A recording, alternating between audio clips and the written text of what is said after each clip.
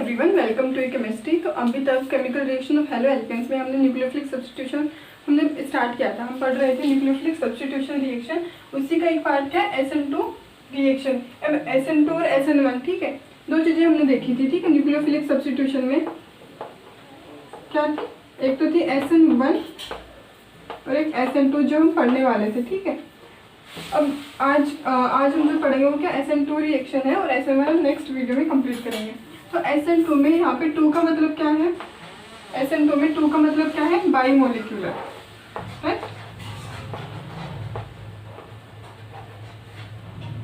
By molecular, N का मतलब वही न्यूक्लियोफिलिक,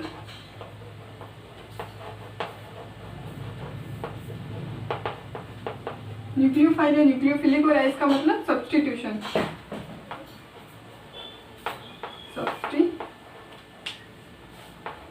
ठीक है। तो क्या होगा पूरा नाम, by molecular nucleophilic substitution reaction. By molecular का जैसे हम रिएक्शन पढ़ेंगे समझ में आएगा कि बाई मोलिकुलर का मतलब क्या है, और SN1 होगा तो यहाँ पे 1 का मतलब क्या होगा, यूनिमोलिकुलर न्यूक्लियोफिलिक सब्स्टिट्यूशन रिएक्शन, ठीक है। बाई मोलिकुलर तो हुआ। अभी क्या न्यूक्लियोफिलिक हमने देखा था लास्ट वीडियो में, क्या था, न्यूक्लियोफाइल, जो कि क्या होगा, इलेक्ट्रॉन न्यूक्लियोफाइल का मतलब इलेक्ट्रॉन रिच स्पीसीज होगी, ठीक है, इलेक्ट्रॉन रिच स्पीसीज होगी, और क्या होगा, पॉजिटिव सेंटर या पॉजिटिव चार्ज से क्या होगा, अफेक्शन रहेगा।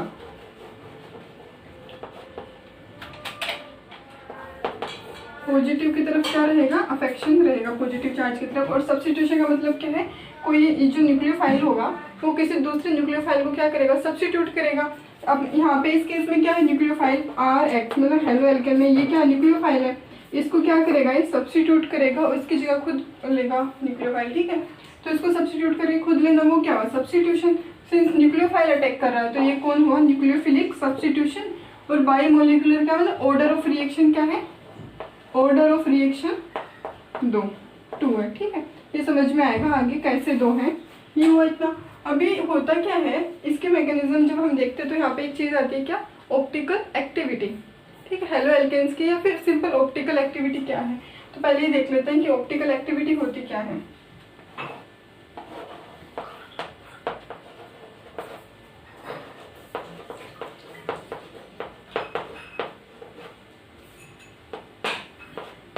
कोई भी ऐसा कंपाउंड जो कि कैसा है, ऑप्टिकली एक्टिव है, ऐसा कंपाउंड जो कि कैसा ऑप्टिकली एक्टिव है, वो क्या करता है, प्लेन पोलराइज्ड लाइट को, ये पढ़ा होगा हमने, प्लेन पोलराइज्ड लाइट को क्या करता है, रोटेट करता है, आइदर इन क्लॉकवाइज डायरेक्शन और एंटी क्लॉकवाइज डायरेक्शन। मान लो कि लाइट ऐसे है, ठीक है, प्लेन पोलराइज्ड इस डायरेक्शन में है,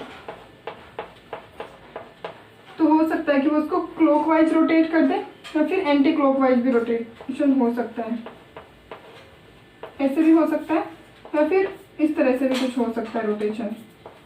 सिंपल क्या होगा, बस वो जो कंपाउंड कंपाउंड जब PPL लाइट मतलब प्लेन पोलराइज्ड लाइट जब पास करते हैं तो क्या होगा, उस लाइट का रोटेशन होगा आइदर इन क्लॉकवाइज डायरेक्शन और एंटी क्लॉकवाइज डायरेक्शन। ये सब कैसे पता चलता है, एक्सपेरिमेंट से पता चलेगा, ठीक है। थ्योरेटिकली हम नहीं बता सकते कि पर्टिकुलर कंपाउंड क्लॉकवाइज रोटेट करेगा लाइट को या फिर एंटी क्लॉकवाइज, ठीक है। ये हुआ तो ऑप्टिकली एक्टिव। और हम थ्योरेटिकली कैसे पता लगा सकते हैं कि कोई भी कंपाउंड कैसा है, ऑप्टिकली एक्टिव है। फॉर एग्जांपल कार्बन है, कार्बन की वैलेंसी कितनी होती है, 4, जो CH4, ठीक है। अगर कार्बन की चारों वैलेंसी डिफरेंट ग्रुप से सेटिस्फाई होती है तो उसे हम क्या बोलेंगे, ऑप्टिकली एक्टिव कंपाउंड है। अगर कार्बन की वैलेंसी, चारों वैलेंसी, ठीक है, कार्बन की वैलेंसी अगर डिफरेंट ग्रुप से सेटिस्फाई होती है तो उस केस में वो कंपाउंड कैसा होगा, मॉलिक्यूल कैसा होगा, ऑप्टिकली एक्टिव। मान लो मैंने यहाँ पे क्या लिखा है, CH3। हेलो एल्केन केस में हमारा एक जो यहाँ पे रहेगा ना, वो कौन रहेगा, हेलोजन तो रहेगा ही, ठीक है। अगर एक वैलेंस में क्या है, CH3, एक मैंने लिखा है C2H5 इथाइल ग्रुप, या फिर एक लिखा है हाइड्रोजन, ठीक है। तो कार्बन की जो चारों वैलेंसी है वो डिफरेंट ग्रुप से सब सेटिस्फाई हो रही है, हाइड्रोजन है, हेलोजन है, मिथाइल और इथाइल। तो इस केस में क्या होगा, ये कैसा होगा, ऑप्टिकली एक्टिव है, इसको स्टार से इंडिकेट कर सकते हैं, ठीक है। ये क्लियर हुआ। तो ये क्या करेगा, जब हम इसको प्लेन पोलराइज्ड लाइट से पास करते हैं तो ये लाइट को क्या करता है, क्लॉकवाइज और आइदर एंटी क्लॉकवाइज क्या करेगा, रोटेट कर देगा, ठीक है, रोटेट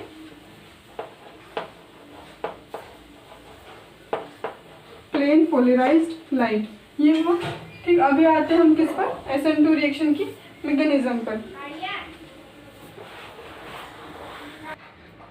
तो रिएक्शन के लिए हमने क्या लिया, कोई भी ऑप्टिकली एक्टिव हेलो एल्केन लिया है। ठीक है, इस केस में हमारा सबस्ट्रेट क्या है, हेलो एल्केन है, जिसके ऊपर अटैक होना है किसका, न्यूक्लियोफाइल का। तो सबस्ट्रेट क्या होगा, हेलो एल्केन होगा।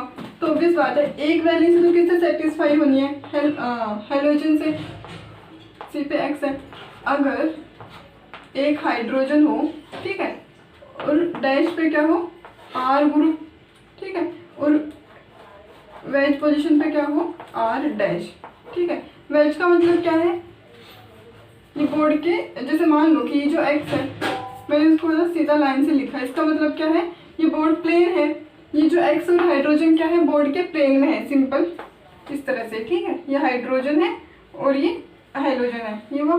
और ये जो है ना वेज पोजीशन वाला, ये बोर्ड के आगे की तरफ है, और डैश पोजीशन वाला क्या होगा, पीछे की तरफ बोर्ड के। अगर ये प्लेन है ना तो ये थोड़ा पीछे की तरफ होगा। क्लियर हुआ। तो ये सिंपल, ठीक है, ये वेज पोजीशन पर, ये डैश पोजीशन पर, ये हाइड्रोजन और हेलोजन क्या है, बोर्ड के प्लेन में है, ये कायरल है, हाँ ठीक है, कायरल है। नहीं, चारों वैलेंसी क्या है, डिफरेंट ग्रुप से क्या हो रही है, सेटिस्फाई हो रही है। अभी क्या होगा, यहाँ पर कौन आएगा, न्यूक्लियोफाइल।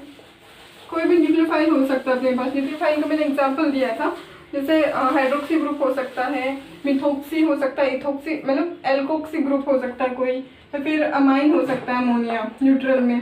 ठीक है, नाइट्रो कंपाउंड हो सकता है कोई। ठीक है, तो कोई भी न्यूक्लियोफाइल आया। अभी देखो यहाँ पे क्या होगा, इस हाइड्रोजन पर ऑलरेडी कितना लोन पेयर है, 3 लोन पेयर है। ठीक है,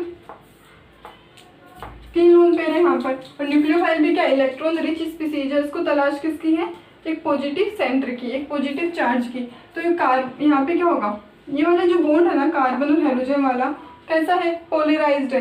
कार्बन हाँ, कार्बन इलेक्ट्रोपॉजिटिव है और हाइड्रोजन क्या होगा, कार्बन से ज़्यादा इलेक्ट्रॉन नेगेटिव है। तो ये बॉन्ड के इलेक्ट्रॉन को अपनी तरफ क्या करेगा, पुश करेगा, पुल करेगा, सॉरी हाँ, बॉन्ड के इलेक्ट्रॉन को अपनी तरफ क्या करेगा, पुल करेगा। जब अपनी तरफ पुल करता है तो हाइड्रोजन पर पार्शियली कैसा चार्ज आएगा, नेगेटिव चार्ज, और कार्बन पर आएगा पार्शियली पॉजिटिव चार्ज। तो यहाँ पे मैं लिख सकती हूँ माइनस चार्ज है। ठीक है, पार्शियली माइनस, अगर इस तरह से डायल करके लिख, और ये काम करते मैं स्टार यहाँ पे लिखा है और ये प्लस। ठीक है, कार्बन पे कैसा चार्ज है, प्लस चार्ज है, और हाइड्रोजन पे नेगेटिव चार्ज है। अभी देखो न्यूक्लियोफाइल जो है ये किस पर अटैक करेगा, कार्बन पर अटैक करेगा, पॉजिटिव सेंटर है। अब होता क्या है, ये सीधा सीधा इधर से भी अटैक कर सकता है इस कार्बन पर, है ना, सामने से, और हो सकता है कि ये पीछे से अटैक करे, है ना, ये यहाँ से भी अटैक कर सकता है और आगे से भी अटैक कर सकता है। मतलब फ्रंट अटैक या बैक अटैक, ये क्या है, बैक अटैक। ठीक है, और ये क्या होगा, फ्रंट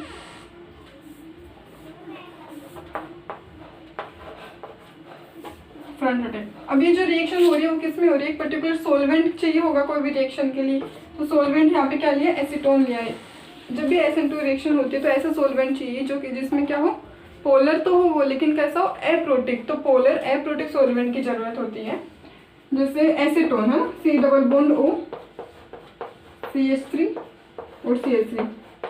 ऑक्सीजन ज़्यादा इलेक्ट्रोनेगेटिव है किससे, कार्बन से, तो बॉन्ड के इलेक्ट्रॉन अपनी तरफ क्या करेगा, पुल करेगा। ऑक्सीजन पे नेगेटिव चार्ज, कार्बन पे प्लस, तो इसका मतलब क्या हो, कंपाउंड कैसा, पोलर तो है लेकिन प्रोटॉन नहीं है, सॉल्यूशन में जाके कोई प्रोटॉन नहीं देगा ये।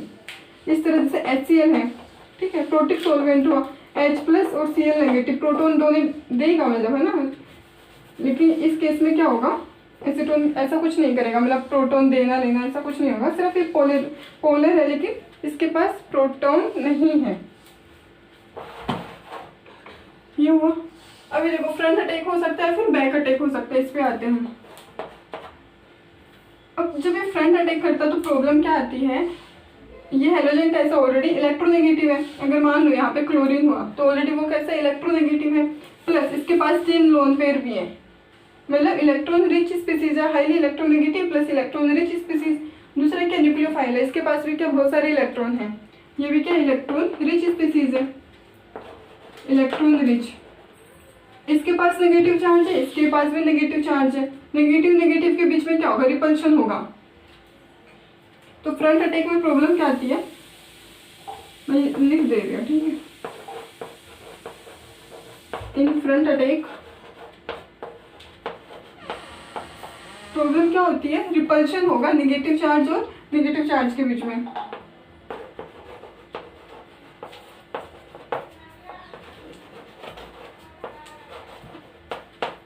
There is repulsion between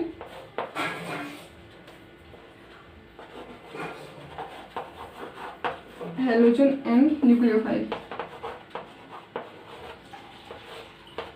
negative charge है एंड नेगेटिव, दोनों के बीच में क्या होगा, रिपल्शन होगा। तो यहाँ से तो अटैक होना पॉसिबल नहीं है, तो अटैक कहाँ से होता है, फिर बैक साइड से अटैक होगा। अभी यहाँ पे होगा क्या, देखो कार्बन है ना,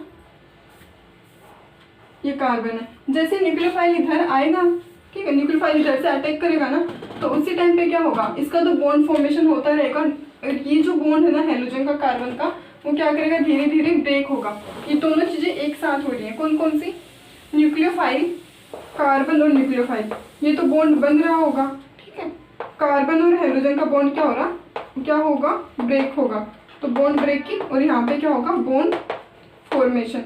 एक साइड में बॉन्ड फॉर्मेशन होगा और एक साइड में बॉन्ड ब्रेक होगा। तो दोनों चीजें क्या होंगी, साइमल्टेनियसली होती हैं, ठीक है। ऐसा नहीं कि एक स्टेप में बॉन्ड फॉर्म होगा, एक स्टेप में बॉन्ड ब्रेक होगा, ऐसा कुछ भी नहीं होगा, दोनों चीजें एक साथ होती हैं। तो जैसे न्यूक्लियोफाइल इधर आएगा, तो ये जो दोनों एल्काइल ग्रुप, ये तीनों बॉन्ड है ना, हाइड्रोजन आर और आर डैश, ये क्या करेंगे, तीनों अपने आप को एडजस्ट कर लेंगे, ठीक है। न्यूक्लियोफाइल के लिए जगह मतलब स्पेस बनाएंगे, ठीक है। तो ये स्पेस बनाएंगे तो होगा क्या, कार्बन, ठीक है। अभी देखो यहाँ पे क्या होगा, इसको मैं डैश डैश से शो कर रही हूँ, यहाँ पे न्यूक्लियोफाइल, ठीक है, यहाँ पे ये बॉन्ड फॉर्मेशन होगा, और यहाँ पे ये जो हेलोजन का बॉन्ड है ना, ये क्या होगा, ब्रेक होगा।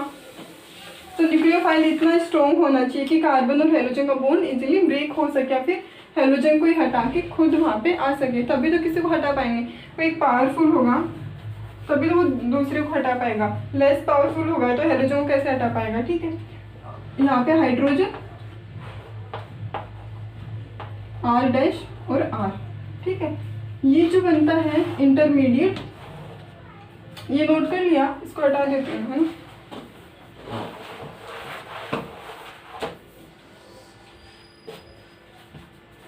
अभी होगा क्या, ये देखो ये वाला बॉन्ड क्या होगा, ब्रेक, तो मैं यहाँ पे जस्ट ऐसा लिख रही हूँ, ठीक है। और ये क्या होगा, बॉन्ड फॉर्मेशन, क्लियर हुआ। ये जो इंटरमीडिएट बनता है वो कैसा, पेंटावेलेंट है, कार्बन की वैलेंसी कितनी है, 5, तो ऑब्वियस बात है स्टेबल तो बिल्कुल भी नहीं है, तो ये क्या इंटरमीडिएट है।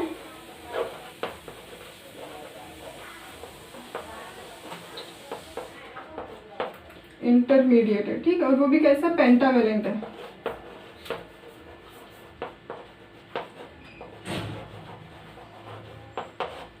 पेंटावेलेंट स्पीसीज बनती है। ये ध्यान रखना, फ्रंट अटैक नहीं होता है, कौन सा अटैक हो रहा है, बैक अटैक हो रहा है, क्योंकि रिपल्शन हो रहा है। अब ये सब होने से हुआ क्या, एक तरफ बॉन्ड फॉर्म हो रहा है, एक तरफ बॉन्ड ब्रेक हो रहा है, अपने पास क्या बनी है, क्या बना, अपने पास इंटरमीडिएट बना है, पेंटावेलेंट स्पीसीज है कार्बन की। अब पेंटावेलेंट तो ऑब्वियस बात है क्या, ये जो बना है इंटरमीडिएट, स्टेबल तो बिल्कुल भी नहीं है, तो होगा क्या, ये जो हेलोजन है, हेलोजन तुरंत अपने बॉन्ड के इलेक्ट्रॉन लेके निकल जाएगा। हेलोजन इस बॉन्ड के इलेक्ट्रॉन लेके क्या होगा, निकल जाएगा। जैसे ही हेलोजन निकलता है, ये जो बॉन्ड है ना, आर डैश और हाइड्रोजन, ये क्या करेंगे, एडजस्ट हो जाएंगे अपनी अपनी पोजीशन पर, जैसे पहले थे ऐसे। जैसे आर डैश पोजीशन पर था, आर डैश पोजीशन पर था और आर डैश कैसा, वैश पोजीशन पर था। तो जैसे हेलोजन निकलेगा अपने बॉन्ड के इलेक्ट्रॉन लेके, ये जो ग्रुप है तीनों, hydrogen R and R dash, क्या करेंगे, अपने आप को एडजस्ट कर लेंगे, अपनी अपनी पोजीशन पर आ जाएंगे। तो आगे जो होगा वो क्या होगा, देखो यहाँ पर मैं क्या लिख रही हूँ कि एक्स हेलाइड आयन क्या होगा, निकल गया, -X नेगेटिव, मतलब ये हेलाइड आयन अपने बॉन्ड के इलेक्ट्रॉन लेके निकल गया है। तो उस केस में क्या होगा, कार्बन, यहाँ पे क्या है, न्यूक्लियोफाइल है, ये वाला बॉन्ड फॉर्म हो गया है, कार्बन न्यूक्लियोफाइल, ठीक है। हाइड्रोजन यहाँ पे। अब देखो ये ना इस तरह से रोटेट हो रहा है, ये इस तरह से है, ठीक है, प्लेन में भी ये इस तरह से आएगा, ठीक है, आर डैश है, ठीक है, ये वाली पोजीशन, और ये आर, ठीक है। तो ये इस तरह से अगर रोटेट होता है ना, देखो आर डैश तो क्या आ रहा है, सामने की तरफ आ रहा है, प्लेन के सामने की तरफ, और आर क्या है, बोर्ड के या फिर प्लेन के पीछे की तरफ है। समझ में, ये इस तरह से समझो इसको, ठीक है। तो आर डैश आगे की तरफ है प्लेन के, और आर के पीछे की तरफ है। हाँ, तो क्या होगा देखो, यहाँ पे क्या है, आर डैश, और बैच पोजीशन पे क्या है, आर। ये क्या अपना फाइनल प्रोडक्ट बनता है यहाँ पर।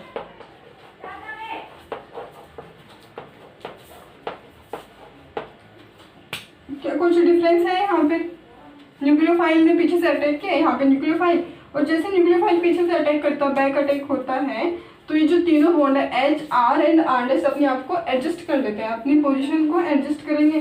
बस एक चीज होती है यहाँ पर, क्या, यहाँ पे क्या होता है, इन्वर्जन होगा, ठीक है। वो बाकी चीज तो सेम है, जैसे आर डैश का एच पोजीशन पर है, एक आर डैश पोजीशन पर है, तो यहाँ पे सिर्फ इन्वर्जन हुआ, रोटेशन हुआ, ये इस तरफ है ना, इस तरफ हो गया, अभी इन्वर्जन हुआ है, ठीक है। जो इनिशियल अपना सबस्ट्रेट था, रिएक्टेंट था, उसका भी क्या हुआ, इन्वर्जन हुआ है, इन्वर्स हुआ ना मतलब, ठीक है। और इस इन्वर्जन को हम क्या बोलते हैं, वाल्डन इन्वर्जन, ये नाम ध्यान रखना, ठीक है।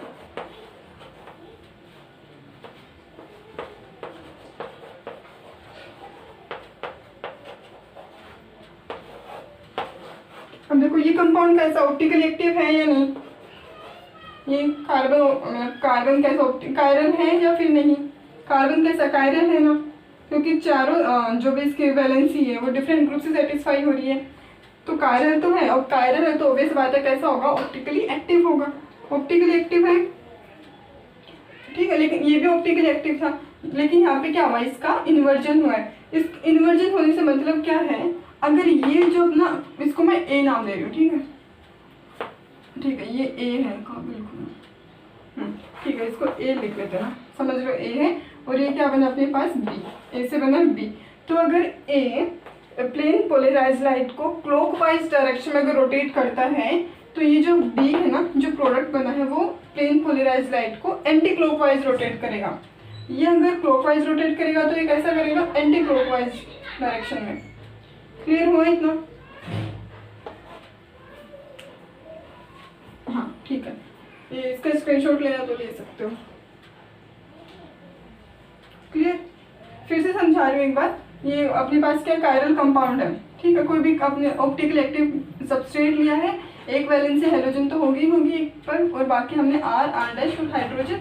न्यूक्लियोफाइल ने क्या किया, बैक अटैक किया। फ्रंट अटैक में क्या प्रॉब्लम आ रही थी, रिपल्शन हो रहा है, हेलोजन है न्यूक्लियोफाइल के बीच में, बैक अटैक होगा। जैसे बैक अटैक होता है, ये तीनों क्या करेंगे, अपने आप को एडजस्ट कर लेंगे, और अपने पास इंटरमीडिएट बनता है कैसा, पेंटावेलेंट, पेंटावेलेंट बनेगा। तो हाँ, इस इंटरमीडिएट ये क्या बिल्कुल स्टेबल नहीं है, तो इस केस में क्या होगा, हेलोजन और कार्बन का बॉन्ड ब्रेक होगा, साइमल्टेनियसली क्या होगा, कार्बन और न्यूक्लियोफाइल का बॉन्ड क्या होगा, फॉर्म होगा, ठीक है। एक तरफ बॉन्ड फॉर्म हो रहा है, एक तरफ ये बॉन्ड ब्रेक होगा। जैसे हेलोजन अपने बॉन्ड लेके अपने बॉन्ड के इलेक्ट्रॉन लेके निकलेगा, आर और आर डैश और हाइड्रोजन अपने आप को क्या कर लेंगे, एडजस्ट कर लेंगे अपनी पोजीशन को, और क्या बनता है हमारे पास, एक इनवर्स कंपाउंड बनता है, इनवर्स, ठीक है, इनवर्स कंपाउंड बनेगा किसका, जो स्टार्टिंग में अपना सबस्ट्रेट था उसका, ठीक है। और इन्वर्जन से मतलब सिर्फ इतना ही है कि प्लेन पोलराइज्ड लाइट को अगर ये क्लॉकवाइज डायरेक्शन में रोटेट करता है तो ये एंटी क्लॉकवाइज, अगर ये एंटी क्लॉकवाइज तो ये फिर क्लॉकवाइज डायरेक्शन में। क्लियर हुआ इतना? अब देखो यहाँ पे एक चीज और देखते हैं, जो रेट ऑफ रिएक्शन होगी ना, रेट ऑफ रिएक्शन कहाँ से देखते हैं, जो स्लो स्टेप होता है, ठीक है, स्लोवेस्ट स्टेप होता है, वो क्या होता है, रीडिटरमाइनिंग स्टेप होता है।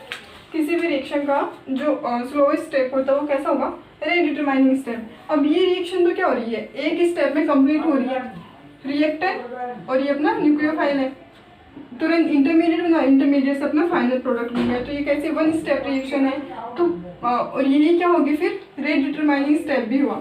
ये वाला जो स्टेप है ना, ये क्या हुआ, रीडिटरमाइनिंग स्टेप भी हुआ।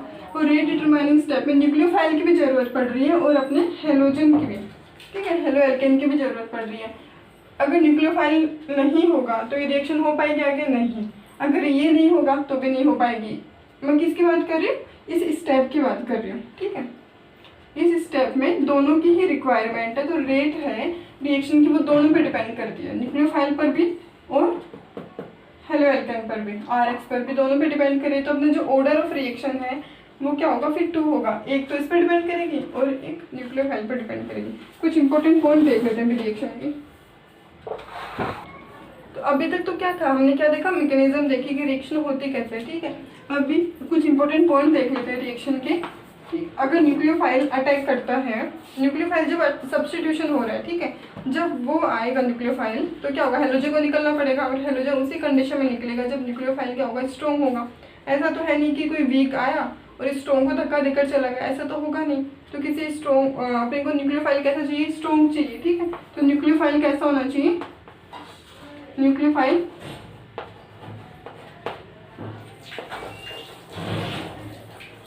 Must be strong, nucleophile strong होना चाहिए। दूसरी चीज क्या है? जो सॉल्वेंट चाहिए हमें इस रिएक्शन में वो कैसा होना चाहिए? पोलर एप्रोटिक,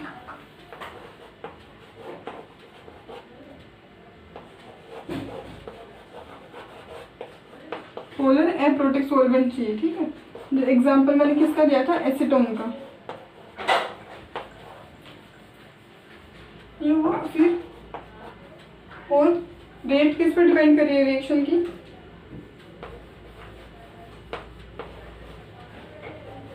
रेट ऑफ किस पर? हेलो एल्केन पर। मैं समझाया था जो भी। और न्यूक्लियोफाइल पर भी क्या रेट डिपेंड करेगी? इसकी पावर 1, ठीक है। तो ये क्या रेट डिटरमाइनिंग स्टेप में जो डिटरमाइनिंग स्टेप में जो पावर का सम होगा वो क्या होगा? Order of reaction. तो 1 + 1 कितना होगा? 2। तो ऑर्डर ऑफ रिएक्शन कितना हो जाएगा? 1 + 1 = 2, ठीक है, ऑर्डर ऑफ रिएक्शन। और दूसरी चीज क्या है? रेट इनवर्सली प्रोपोर्शनल है किसके? स्टेरिक हिंड्रेंस के।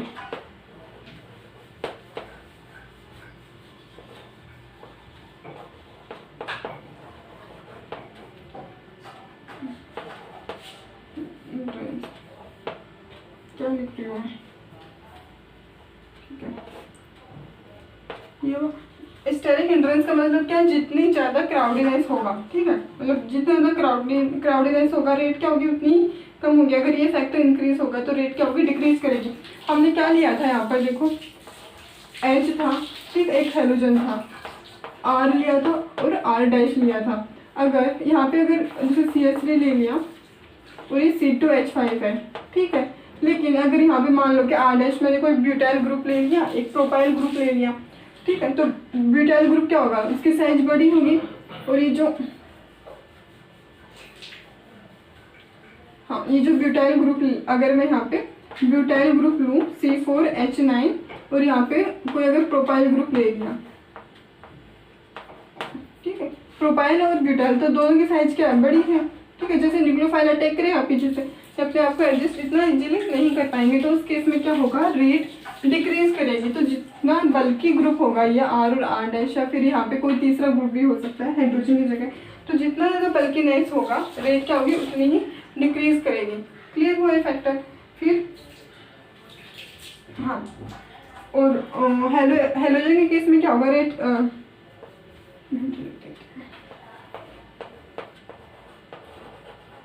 इन केस ऑफ हेलोजन, एक पॉइंट यहाँ पे देखो, रेट किस पे डिपेंड करेगी? Directly proportional to leaving group. Lg का मतलब क्या? लिविंग ग्रुप है। जितना अच्छा लिविंग ग्रुप होगा हेलोजन के केस में से हमने क्या हो सकता है? क्लोरीन हो सकता है, ब्रोमीन है, आयोडीन, जितना अच्छा लिविंग ग्रुप होगा रेट क्या होगी? उतनी ही अच्छी होगी रिएक्शन की। तो इन केस ऑफ हेलोजन आयोडीन क्या है? सबसे अच्छा लिविंग ग्रुप है, ठीक है, आयोडीन हुआ, फिर ब्रोमीन, फिर क्लोरीन। अब देखो कार्बन और आयोडीन के बीच में बॉन्ड होगा ना, फिर ऐसा कुछ होगा। तो ये जो इसकी साइज बड़ी है, कार्बन है, अगर आयोडीन की जगह ब्रोमीन हो सकता है, क्लोरीन हो सकता है। जितनी साइज बड़ी होगी बॉन्ड लेंथ भी क्या होगी, इतनी ज़्यादा होगी। तो जितनी ज़्यादा बॉन्ड लेंथ होगी बॉन्ड क्या होगा, इजीली ब्रेक होगा। ठीक है, जितनी ज़्यादा बॉन्ड लेंथ होगी बॉन्ड क्या होगा, इजीली ब्रेक होगा। तो जितना इजीली ब्रेक होगा ऑब्वियस बात है उतनी जल्दी क्या करेगा, लीव करेगा रिएक्शन से, उतनी जल्दी क्या करेगा, लीव करेगा। तो हमें क्या चाहिए, जितना अच्छा लिविंग ग्रुप होना, लिविंग ग्रुप चाहिए अच्छा रेट को इंक्रीज करने के लिए। तो आयोडाइड, ब्रोमाइड एंड क्लोराइड, ये ठीक है। और क्या, कोलाप्रोटिक सॉल्वेंट हुआ, न्यूक्लियोफाइल स्ट्रॉन्ग होना चाहिए, ऑर्डर ऑफ द रिएक्शन कैसा है, 2 है, रेट स्टेरिक इंट्रेंस के इनवर्सली प्रोपोर्शनल। हाँ, एक इंपॉर्टेंट पॉइंट ध्यान रखना है यहाँ पर, ऑप्टिकली एक्टिव कंपाउंड। ठीक है, ऑप्टिकली एक्टिव होना चाहिए सबस्ट्रेट। और दूसरा क्या, वाल्डन इन्वर्जन होता है यहाँ पर, ये पॉइंट ध्यान रखना बस। ठीक है, वाल्डन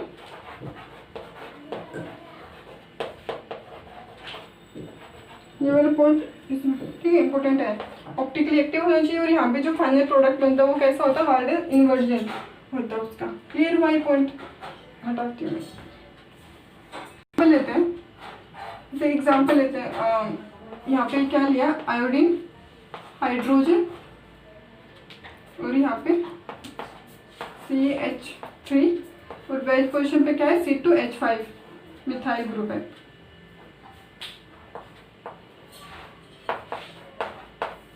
यहाँ पे कोई भी न्यूक्लियोफाइल है, न्यूक्लियोफाइल क्या ले सकते हैं हम, OH नेगेटिव या फिर NaOH। OH नेगेटिव लिए कहाँ से है, सोडियम हाइड्रोक्साइड से। अब होगा क्या भाई, प्रोडक्ट बनेगा हमारे पास, आयोडीन लीव करेगा ना, माइनस I नेगेटिव, यहाँ पे क्या लग जाएगा, आयोडीन, हाइड्रोजन, डैश पोजीशन पे क्या है, मिथाइल ग्रुप है ना, और यहाँ पे C2H5। तो ये जो प्रोडक्ट बना है वो क्या होगा, इनवर्स प्रोडक्ट होगा किसका, अपने सबस्ट्रेट का। बस ये रिएक्शन, और ये रिएक्शन कौन सी है, SN2 रिएक्शन है, क्योंकि OH क्या करता है, यहाँ से अटैक नहीं करेगा, वो पीछे से अटैक करता है। ठीक है, बैक से। क्लियर हुआ। तो आज के लिए इतना ही, SN2 रिएक्शन यहाँ पे खत्म होती है अपनी। अब जो बाकी रहेगा वो क्या, SN1 रिएक्शन, जो हम नेक्स्ट वीडियो में कवर करने वाले हैं। क्लियर यहाँ तक, तो इसको अच्छे से समझना, पढ़ना। आई होप आपको मैकेनिज्म समझ में आएगी। Thank you so much for watching.